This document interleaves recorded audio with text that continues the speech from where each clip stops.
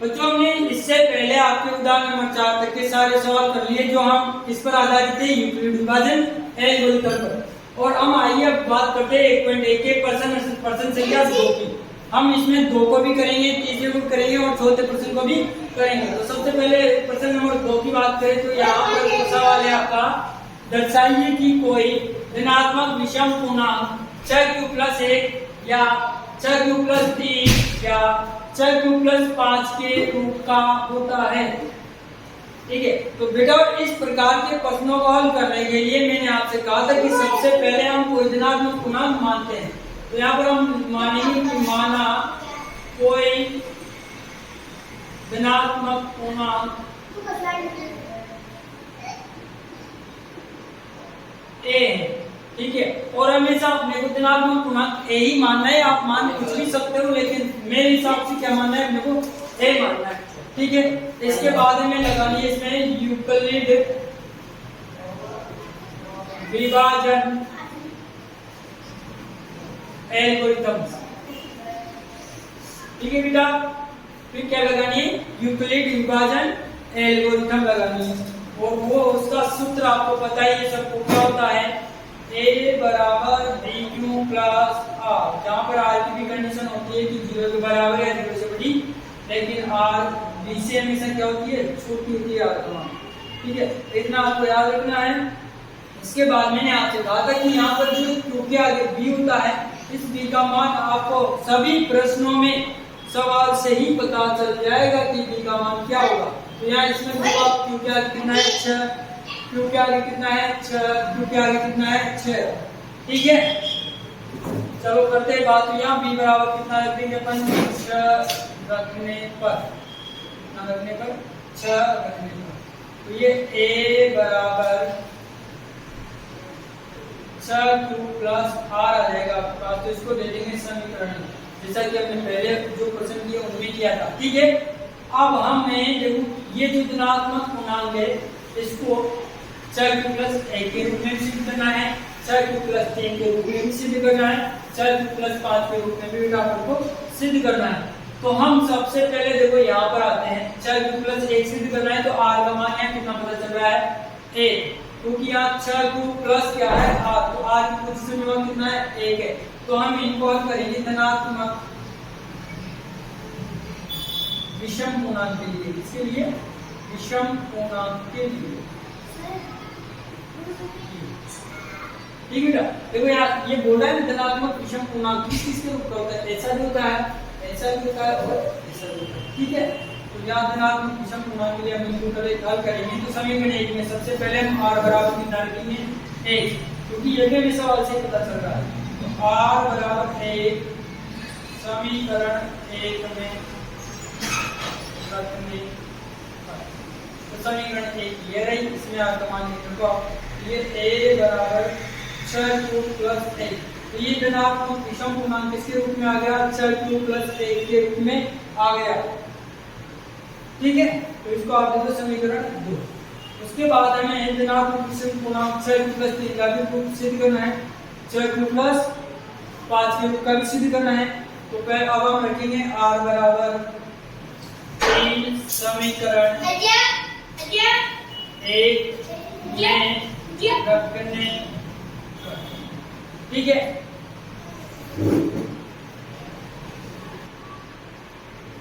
अब क्या लिखेंगे, r बराबर 3 समीकरण 1 में रखने पर, ये रहे समीकरण 1 का।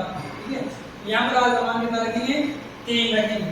तो ये a बराबर 6q+ ये r का मान रख दिया अपने 3। तो ये धनात्मक विषम पूर्णांक 6q+3 का भी 3 के रूप में भी हो गया सिद्ध। अब केवल हमें इसको सिद्ध करना है 6q+5 के रूप में। तो कितना रख देंगे मान बेटा, r बराबर 5। तो r बराबर 5 समीकरण 1 में रखने पर। अब वापस समीकरण 1 में आप r का मान कितना रखेंगे, 5 रखेंगे। यहाँ पर आ गया a बराबर 6q+5। ओके, तो ये आपके समीकरण 3 हो गए। अब हमें समीकरण 2 से, इसको आप 2 3 और इसको 2 आप 4। तो अब आपको पता चल रहा है समीकरण 2 3 और 4 से क्या पता चल रहा है, कि जो धनात्मक विषम पूर्णांक होता है वो 6q+1, 6q+3 और 6q+5 के रूप में लिख सकते हैं, या 6q+1, 6q+3 और 6q+5 के रूप का होता है। तो हम अब इधर लिखेंगे, अतः समीकरण 2, 3 और 5 से स्पष्ट है कि धनात्मक विषम पूर्णांक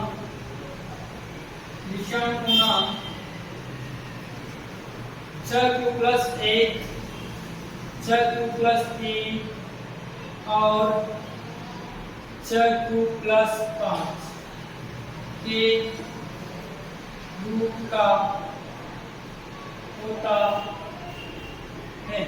ठीक है बेटा, आप इसका स्क्रीनशॉट लो, उसके बाद हम अगला सवाल करेंगे। ठीक है बच्चों, आपने अब तक कर लिया प्रश्न नंबर 2 तक। अब हम तीसरा प्रश्न करेंगे आपके 1.1 का, जिसमें आपसे बोल रहा है किसी परेड में 616 सदस्यों वाली एक सेना की टुकड़ी को 32 सदस्यों वाले आर्मी बैंड के पीछे मार्च करना है, तो उन स्तंभों की अधिकतम संख्या क्या है जिसमें वो मार्च कर सकते हैं, अर्थात मार्च करेंगे। आपने देखा है 15 अगस्त और 26 जनवरी पर टीवी में प्रोग्राम चलते रहते हैं लाल किले दिल्ली में कि सेना की परेड हो रही है, तो उसके आगे कुपाड़े वाले चलते रहते हैं और पीछे पीछे सेना के जवान उनके मारपाट करते रहते हैं। तो ठीक है, उसी प्रकार से यहाँ पर आपके एक टुकड़ी जो है वो 616 सदस्यों वाली आर्मी की है और एक अलग टुकड़ी है 32 सदस्यों वाली जो आर्मी बैंड वाले हैं। तो उनको ऐसी कितनी लाइनें बनानी चाहिए न्यूनतम, ताकि वो सभी बराबर लाइनों में आ जाए और प्रत्येक लाइन में बराबर सैनिक और प्रत्येक लाइन में बराबर बैंड वाले हो। ठीक है, तो ऐसी उनको कितनी लाइनें बनानी चाहिए, तो इसके लिए हमें करना पड़ेगा HCF ज्ञात करना। ठीक है, HCF हमें ज्ञात करना पड़ेगा। तो तुम्हें पता है HCF ज्ञात करने के लिए यूक्लिड विभाजन एल्गोरिथम का उपयोग हम करते हैं। ठीक है, तो जब भी हम इसको हल करेंगे बेटा, देखो ध्यान से समझो क्या करेंगे। यहाँ पर तुम्हें पता है जो बड़ा पूर्णांक होगा वो तो A होगा, छोटा पूर्णांक जो होगा वो B होगा। तो यहाँ A तो आपको पता है कितना है 616 और B भी बेटा आपको पता है कितना है 32 है। ठीक है, अब ये दोनों चीजें हमें पता है तो हम लगा देंगे यूक्लिड विभाजन प्रमेय का और निकाल लेंगे HCF, और जो HCF आपका आएगा वही उन स्तंभों की अधिकतम संख्या होगी जिनमें वो क्या कर सकते हैं, मार्च कर सकते हैं। तो चलो करते हैं शुरुआत। यहाँ पर लगा देंगे यूक्लिड विभाजन एल्गोरिथम। ठीक है, वो क्या होती है A बराबर BQ प्लस R। ठीक है ना, और यहाँ पर R को पोजीशन भी आप लिख दो कि R का मान 0 के बराबर या 0 से बड़ा होता है, लेकिन B से हमेशा छोटा होता है। तुम्हें पता है A का मान कितना है 616 तो रख दो, B का मान कितना है 32 तो वो भी रख दो। और अब क्यों और R पता नहीं बेटा, तो ये तुम्हें पता है, हर सवाल में आ रहा है कि भाग देकर हम ज्ञात कर लेंगे। तो 616 में लगा दो, अब भाग कितने का 32 का, सबको आता है भाग देना। तो कितनी बार आ जाएगा ये, लगभग 9 बार। कितनी बार 9 बार। 9 दूनी 18 का बचेगा कितना 1, तो 9 के 27 और 1 28। तो ये तो बहुत कम हो गया ना, ज्यादा बढ़ जाएगा समथिंग है 19 बार देकर देखो 19 दूनी 38 का 8 बचेगा कितना 1। तो हाँ इसका 8 बचेगा कितना 3। 19 दूनी 38 का 8 बचेगा 3, तो 19 3 57 और 3 60। ये बेटा 619 बार में गया है आपकी बार। कितनी बार गया है 19 बार में। तो बेटा आपको कितना बचेगा, यहाँ पर 8 ही बचेगा। ठीक है बेटा, तो यहाँ पर आ जाएगा क्योंकि स्थान पर कितना 19 प्लस शेषफल कितना है आपका 8। अब ये प्रक्रिया तब तक चलेगी जब तक आपके आगे मान 0 नहीं आ जाएगा। यहाँ आपको कितना है 8 है, 0 थोड़ी है। ये बात जो बराबर के भाग पर प्लस शेषफल ही तो होता है विभाजन एल्गोरिथम से। ठीक है, तो आगे और करेंगे तो 32 तो आ जाएगा। यहाँ पे ये 8 आ जाएगा यहाँ पे। अब 8 का भाग वापस 32 में देने के बाद पता चलेगा कि भागफल कितना आएगा और शेषफल कितना आएगा। ये 8 का भाग 32 में देना सबको आता है 2, ये 8 का भाग 32 में जाएगा 8 चौक 32, कितना बच जाएगा 0। तो यहाँ भागफल बेटा आ गया आपका 4 और शेषफल कितना आ गया 0। तो यहाँ पर आपको आगे कितना मिलेगा 0 मिल गया। तो यहाँ पर आपका जो भाजक है वो क्या कहलाता है HCF। तो आपके यहाँ HCF पता चल गया आपको। तो अब हम क्या कह सकते हैं कि उन स्तंभों की अधिकतम संख्या कितनी होगी 8 होगी, जिनमें वो क्या कर सकते हैं मार्च कर सकते हैं। ठीक है, तो हम लिखेंगे नीचे अतः उन स्तंभों की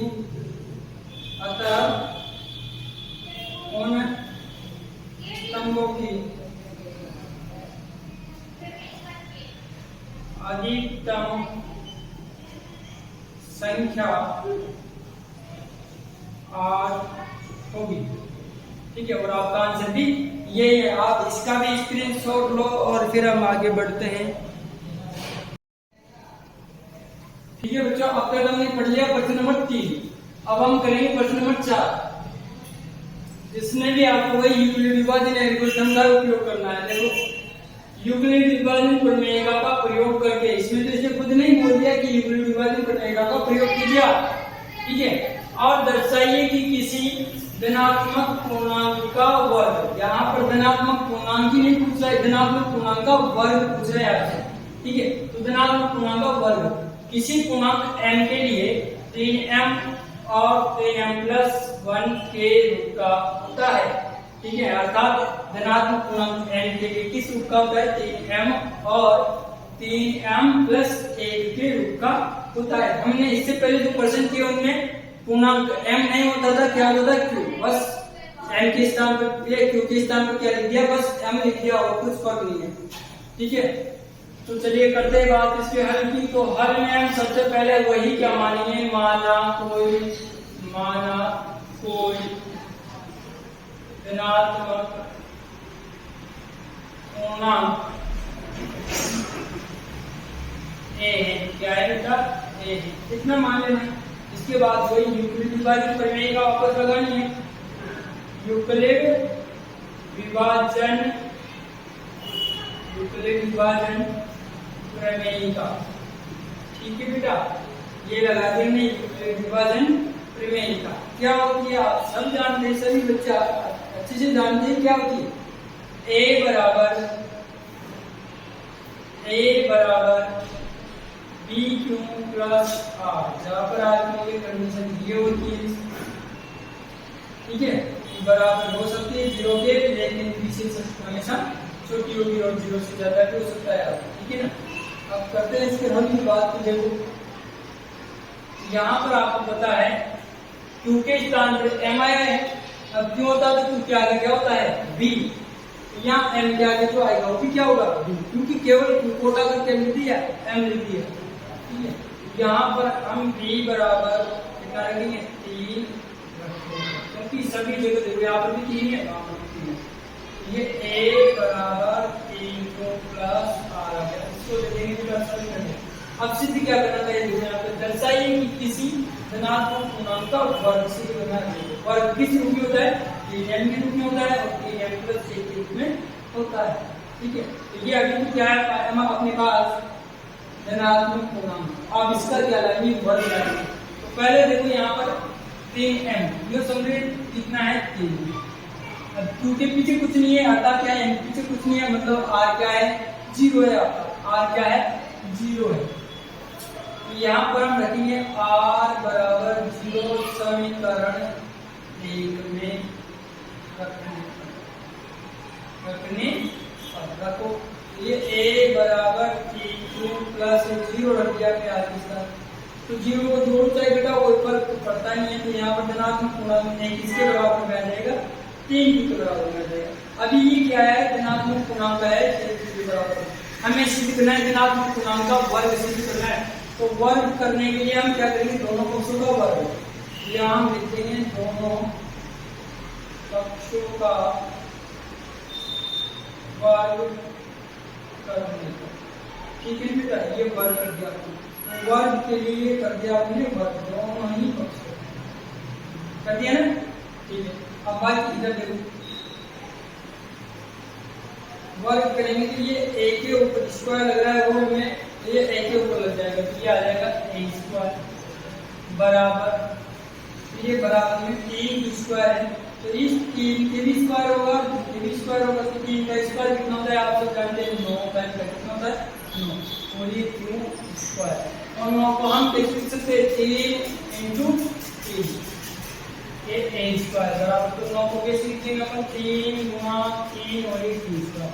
अब हमने ऐसा क्यों लिखा, क्योंकि बेटा आपको पता है धनात्मक पूर्णांक का वर्ग तो इधर आ गया, लेकिन ये वर्ग किसके रूप का होना चाहिए 3m के रूप का, तो 9 को हमने तोड़ दिया 3 के रूप में, तो आ गया ना 3 तो आ गया आगे, अब 3 तो आ ही गया, अब क्या लेना है m, ये जो पीछे बचा हुआ है इसको हम मान लेते हैं m, क्या मान लेते हैं m, तो यहाँ लिखेंगे तो जहां 3q स्क्वायर बराबर क्या है m है, तो वहां पर वर्गमान a स्क्वायर बराबर ये 3 की स्क्वायर कितना क्या देंगे m, तो ये 3 तो आगेगा और ये 3 की स्क्वायर कितना कर दिया हमने m, तो ये धनात्मक पूर्णांक का वर्ग है कि नहीं है ना, तो ये किसके रूप में आ गया 3m के रूप में आ गया, ठीक है, इसको दे देंगे हम समीकरण 2।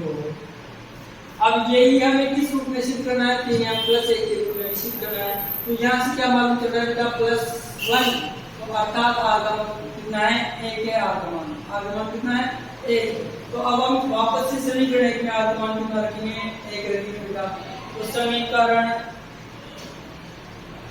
1 में r बराबर 1 रखने, ठीक है, तो r बराबर 1 रखो आप समीकरण 1 यहाँ, तो a बराबर 3q + 1, ठीक है, आगे अब ये है यहाँ तक तो हमारे पास धनात्मक पूर्णांक ही है, अब हमें क्या सिद्ध करना है धनात्मक पूर्णांक का वर्ग सिद्ध करना है, ठीक है बच्चे, यहाँ पर a का ये क्या करेंगे धनात्मक पूर्णांक का वर्ग सिद्ध करने के लिए दोनों पक्षों का वर्ग करेंगे, दोनों पक्षों का वर्ग करने का, चलो करते हैं वर्ग, ये a के लग जाएगा और स्क्वायर बराबर यहाँ 3q + 1 का होल स्क्वायर, बेटा अब यहाँ लग जाएगी सरस्वती का कौन सी वाले आपने पढ़ी है तो 9 में x + y का होल स्क्वायर क्या होती है x² + 2xy + y स्क्वायर, ऐसा होता है बेटा, ये इसके अनुसार खुल जाएगा, अर्थात ये जो आपके पास होल स्क्वायर है ये इस सरस्वती के अनुसार खुल जाएगी, ठीक है, बोलते हैं, क्योंकि यहाँ क्या हो रहा है ये आगे वाली संख्या का स्क्वायर फिर +2 आगे वाली संख्या गुना पीछे वाली संख्या फिर प्लस पीछे जो संख्या है उसका होल स्क्वायर, यहाँ पर कैसे हो जाएगा आगे कौन है 3q, तो 3q का होल स्क्वायर प्लस 270 का इनटू आगे वाली संख्या x थी, तो यहाँ आगे वाली संख्या क्या है 3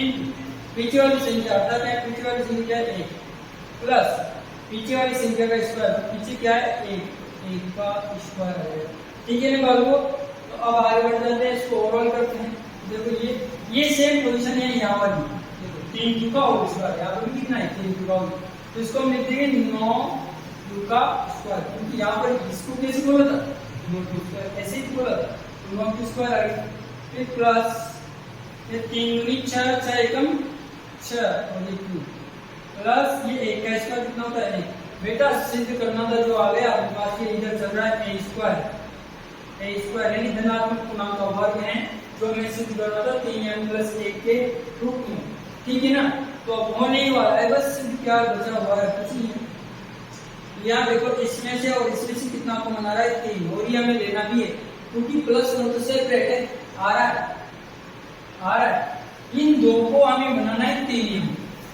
इन दोनों पदों को क्या बनाना है 3m, तो दोनों में से 3 कॉमन ले लो, क्या ले लो बेटा 3, ये आ रहा है 3 कॉमन यहाँ से आएगा तो 3 का भाग 9 में जाएगा 3 बार, और ये q स्क्वायर प्लस 3 का भाग 6 में जाएगा 2 बार और ये 3, और पीछे क्या है प्लस का आएगा, तो अभी 3 भी आ गया और इसको हम क्या मान लेंगे बेटा m, तो आ गया, तो यहाँ हम लिख देंगे पीछे जहाँ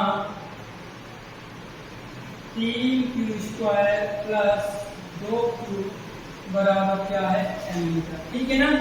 तो रखो मान लीजिए 3 और ये m और ये प्लस का 1, ये आपके धनात्मक पूर्णांक का वर्ग किस रूप में आ गया, 3m प्लस 1 के रूप में भी आ गया, ठीक है। तो लास्ट में एक लाइन लिखनी है, क्या लाइन लिखनी है, अतः मतलब ये और ये पूरा उतारने के बाद एक लाइन लिखनी है जो मैं लिख रहा हूँ, अतः 1 मिनट, इसको 2 दिया है, इसको हम कितने देंगे 3, तो हम यहाँ पर लिखेंगे अतः समीकरण 2 व 3 से स्पष्ट है कि धनात्मक पूर्णांक का वर्ग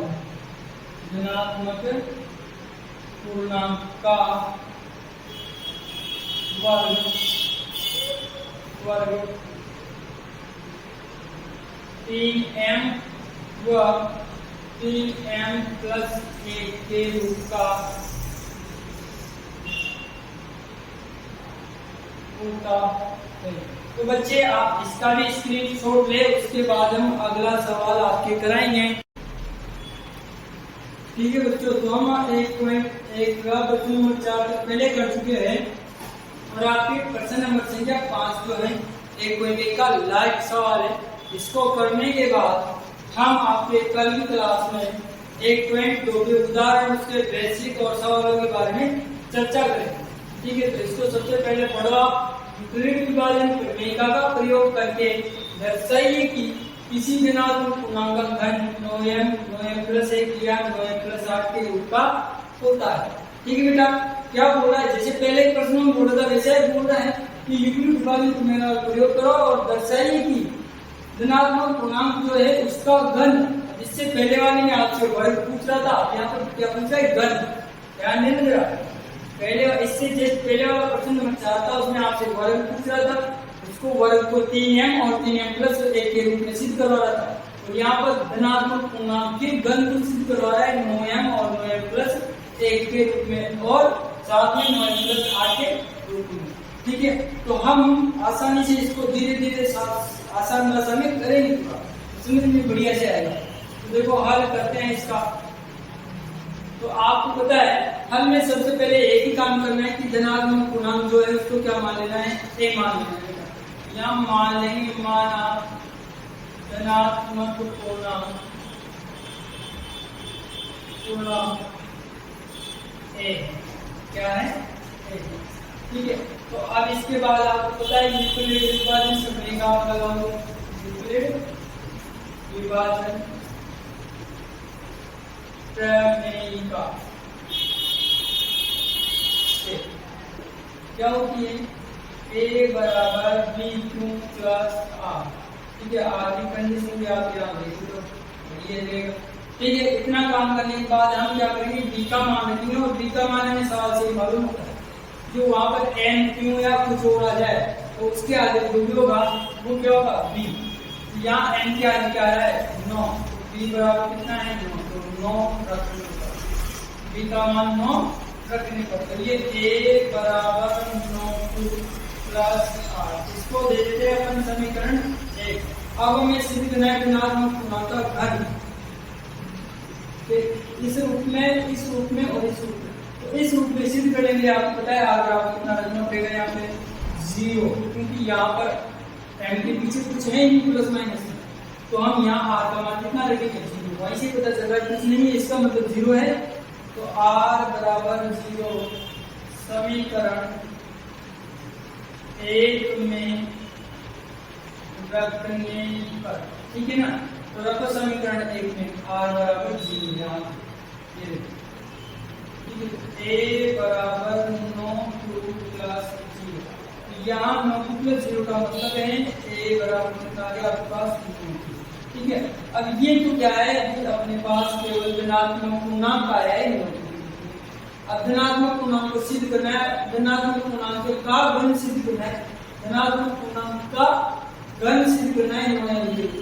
तो यहाँ पर हम क्या करेंगे, घन कर देंगे दोनों पक्षों का, तो दोनों पक्षों का घन करने पर तो लगा दो घात 3, ये हो गया घन। घन का मतलब होता है घात 3, ये नोट का होल। ठीक है, आगे समझ में, यहाँ भी घात 3 लग गई, यहाँ भी घात 3 लग गई। अब ये तो लग जाएगी एक के ऊपर घात 3 बराबर यहाँ 9 की घात 3 भी लगेगी और 2 की घात भी 3 लगेगी।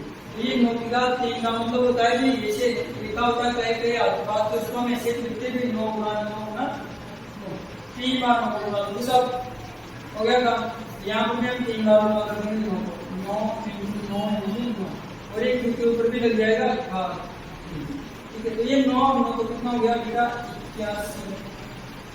पहले तो मैं 9 लिख देते आगे का, और फिर ये 9 9 कैसे, जब 9 को 9 से गुणा करते तो कैसे आता है ये 9।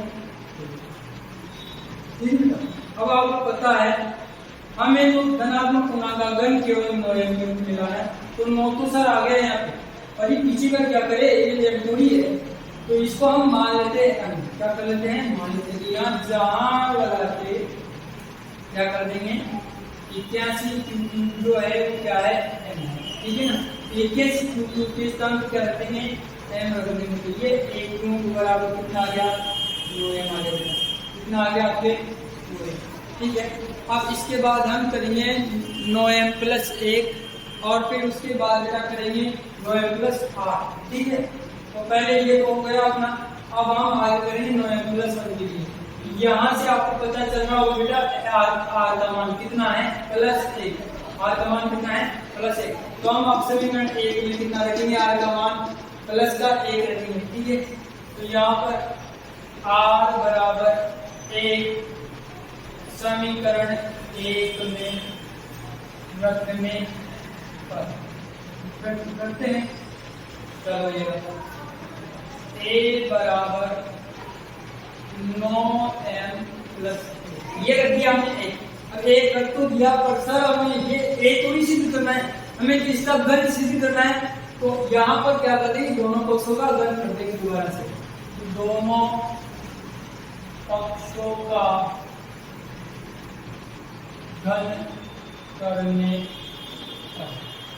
ठीक है ना बालक, यहाँ दोनों पक्षों का घन करेंगे, एक तो ऊपर लग जाएगी घात 3 लग जाएगी घात 3 बराबर 9m प्लस 1 के ऊपर होल घात लग जाएगी 3। ठीक है, पूरे का होगा ना घन। तो अब तुम्हें पता है बेटा इसीलिए आपने सरल सुविधा पढ़ी कक्षा में x प्लस y का होल क्यूब क्या पढ़ी है सर, ये पढ़ी है इधर देखो a cube x cube plus 3x square y plus 3x y square plus y की घात 3। ये वाली पढ़ी है सर, पढ़ी है कि नहीं पढ़ी है बताओ, सभी बच्चे बताओ पढ़ी है ना। तो करते इसके अनुसार इसको बोलते हैं कुल जाएगा कैसे बेटा, ये एक तो लग जाएगा बराबर ये 9m का होल क्यूब जाएगा अकॉर्डिंग टू दिस फॉर्मूले के अनुसार प्लस 3 सूत्र का x स्क्वायर मतलब आलू संख्या का स्क्वायर, तो आलू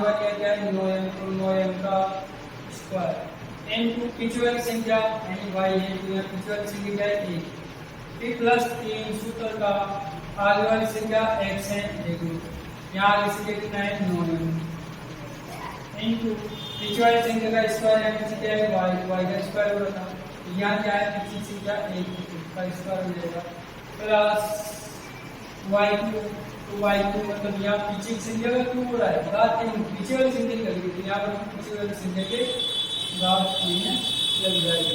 आगे बात समझ में इतनी, चलो करते हैं। अभी 9m का और क्यूब है, तो 9m का और क्यूब देखो इधर हमने पहले किया था कितना 9m, तो ये देखो हमने मिस्टेक कर दिया, यहाँ क्यूब नहीं आएगा,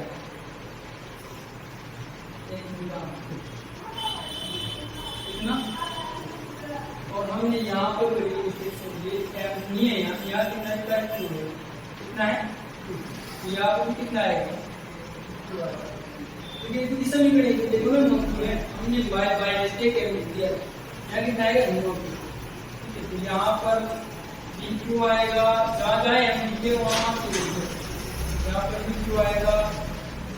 ठीक है ना, कर दिया आपने काम। तो अभी 9 क्यूब आ रहा है, तो देखो यहाँ पर 9 क्यूब का होल क्यूब है, तो इसको हमने ऐसे खोला था तो ऐसे ही खुले ये हो जाएगा 9 इंटू, डायरेक्ट लिख रहा हूँ 9 9 81, डायरेक्ट 81 लिख रहा हूँ, 81 प्लस, देखो यहाँ पे ये 9 के भी घात 2 लगेगी, 2 की भी घात 2 लगेगी, तो 9 की घात 2 लगने का मतलब है 9 गुना 9। तो मैं एक 9 को पहले लिख लेता हूँ, एक जो 9 बचेगा उसको 3 से गुना कर लेता हूँ, तो 9 किया 27, और एक के ऊपर भी घात 2 लगेगी, घात 2 लगेगी। अब सर इस ये एक का क्या करें, एक गुना में है तो एक गुना में इसके ऊपर पड़ता ही नहीं है, जैसा है वैसा रहता है मान, ठीक है। तो इसको हटा दो, प्लस ये देखो 9 है तो 9 को मैं लिख दूंगा आगे, और 3 और ये 1 का स्क्वायर गुना हो जाएगा, तो 1 का स्क्वायर भी 1 होगा, और 3 एकम 3 आ जाएगा गुना में, इसमें गुना में, और ये 2 भी गुना हो जाएगा, तो 3 एकम 3 और ये 2 आ गया, और ये प्लस 1 की घात 3 का मतलब आ गया। चलो बेटा प्लस 1 को में लाना है, देखो मेरा तो इसको तो छेड़छाड़ करना ही नहीं है, अपने को आगे वाला जो भी है उसको पकड़ के क्या बना देना है, 3 m बना देना, ठीक है। बहुत आसान है हमारे लिए, बना देंगे। देखो ये सब जगह से 9 को बना रहा है, कितना है 3, तो 9 को मान लिया, तो यहाँ पे बचेगा 81 2 की घात 3, प्लस यहाँ बचेगा 27 2 स्क्वायर, प्लस यहाँ बचेगा बेटा आपके पास 3 प्लस का, ठीक है ना। आगे का समझ में, चलो हो गया। अब ये प्लस 1 हमें लाना था, पहले से है अपने पास, 9 भी हमें आगे लाना है अपने पास, तो ये जो बचा है ये क्या है, m है, क्या है m, तो यहाँ लिख देंगे, तो जहाँ 81 की घात 3 प्लस 27 की घात 2 प्लस 3 बराबर क्या है, ठीक है। और रकम इस पूरे का मान m का रखो, ये 1 की घात 3 चल रहा है, ये 9m प्लस का, ये धनात्मक पूर्णांक का घन 9m प्लस 1 के रूप में हमने सीधे कर दिया। अब केवल किस रूप में सिद्ध करना है अपने को, किस रूप में करना है बेटा, 9m प्लस 8 के रूप में सिद्ध करना है। यहाँ पर अब बहुत जब आएगा नहीं, मैं इधर वाले को मिटा देता हूँ, और चाहो तो आप एक बार स्क्रीनशॉट इसका ले सकते हो, मैं रुक जाऊंगा कुछ देर, ले लो आप स्क्रीनशॉट, ठीक है। उसके बाद हम आगे बढ़ जाएंगे, मैं मिटा देता हूँ इसको यहाँ से, ठीक है, यहाँ से तो सारा पेज चल रहा है, इसको तो मिटा नहीं सकते, ठीक है बच्चे। अब देखो इसको दे देना आप समीकरण, ठीक है। जो अब जो तीसरी और अंतिम इसकी स्टेप मूल्य है 9m प्लस 8 के रूप में भी हमें सिद्ध करना है। चलो करते हैं। अब समीकरण 1 में कितना किस रहा था मान, तो वो ध्यान दे थोड़ा सा, क्योंकि हम r का मान 1 रखा था हमने, तो 1 का तो भी 1 आया था, इसलिए हमने 1 रखा था। लेकिन यहाँ ऐसा नहीं होगा, हम r का मान 1 नहीं रख सकते, 1 रखेंगे तो 1 का तो वापस 1 आ जाएगा, लेकिन लाना है r, तो r कितने का तो होता है सर, 2 का होता है ना बच्चे, कितने का होता है 2 का, तो हम यहाँ r बराबर कितना रख देंगे, 2 रखने पर, कितना रखने पर 2 रखने पर, ठीक है। यहाँ पर a बराबर 9 प्लस 2, ये आ गया हमारे पास धनात्मक पूर्णांक है। लेकिन धनात्मक पूर्णांक को हमें सिद्ध करना नहीं है, हमें तो धनात्मक पूर्णांक का घन सिद्ध करना है, किस रूप में, 9m प्लस 8 के रूप में। तो अब हम क्या करेंगे, इसका घन कर देंगे, तो घन करने के लिए दोनों पक्षों का घन करेंगे, दोनों पक्षों का घन करने, ठीक है ना बच्चे। ये a का होल क्यूब बराबर 9 क्यूब प्लस 2 का होल क्यूब है, ठीक है बच्चे।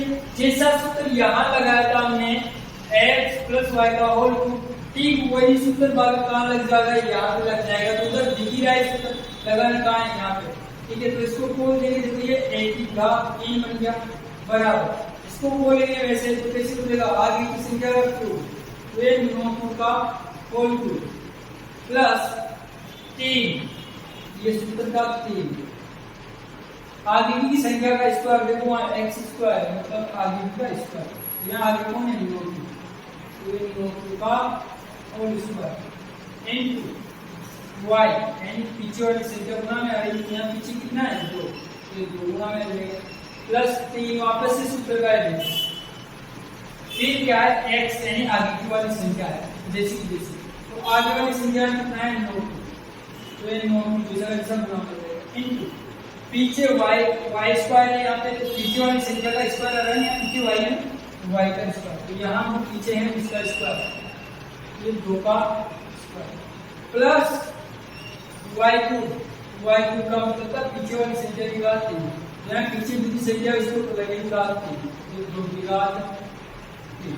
ठीक है, अब करते हैं आगे थोड़ा सा 9 क्यू का और क्यूब है, तो इसको हम कैसे करेंगे 9 इनटू 81 क्यूब, जिसे पहले वाला वैसा क्यूब है, प्लस इसको भी हम क्या करेंगे 9 इनटू 9 दो बार लिखेंगे स्क्वायर को, एक 9 को कैसे लिख लेंगे, फिर एक 9 बचेगा उसको 3 से गुणा करेंगे, 9 किया 27 के 27 को 2 से गुणा करेंगे तो कितना आ जाएगा 54, और एक क्यूब के ऊपर लग जाएगी घात 2 प्लस ये 9 को हम आगे लिख लेंगे और ये 3 और ये 2 का स्क्वायर गुणा होगा तो 2 का स्क्वायर 4 और 4 किया 12, ये क्यूब। ठीक है, प्लस ये 2 की घात 3 का मतलब है 2 गुना 2 यानी 2 3 बार बनाएगा तो 8 आ जाएगा, कितना आ जाएगा 8। चलिए ये हो गया एक क्यूब, इतना आगे समझ में। अब देखो यहाँ पीछे प्लस 8 है और पीछे प्लस 8 लाना है, इसको तो कोई छेड़छाड़ करनी नहीं है, आगे जो है ना ये इसको हमें बनाना है 9, तो बच्चे ध्यान दें यहाँ सब में से 9 कॉमन आ रहा है, तो सबसे पहले तो क्या करेंगे 9 कॉमन ले लेंगे, यहाँ 81 cube plus 54 cube square plus यहाँ 12 प्लस का 8। ठीक है बच्चे, यहाँ तक आ गया समझ में। अब इस सारे को क्या मान लेते हैं, क्या बना m, क्या मान लेते हैं m, मानते हैं कि नहीं मानते, मानते हैं ना, तो यहाँ क्या कर देंगे अपन इधर है देखो, जहाँ 81 cube plus 54 cube square plus 12 cube बराबर क्या मान लेते इसको m, तो रखो मान लो ये 9m प्लस 8, ये हो गया आपका धनात्मक पूर्णांक का घन, किस रूप में भी सिद्ध हो गया 9m प्लस 8 के रूप में भी सिद्ध हो गया आपके।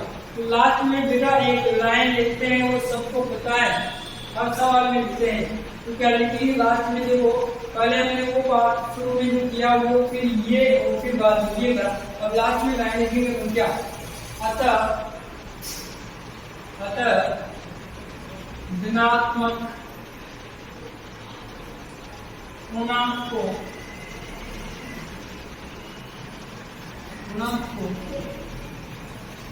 9m प्लस 1 व 9m प्लस 8 के रूप में लिख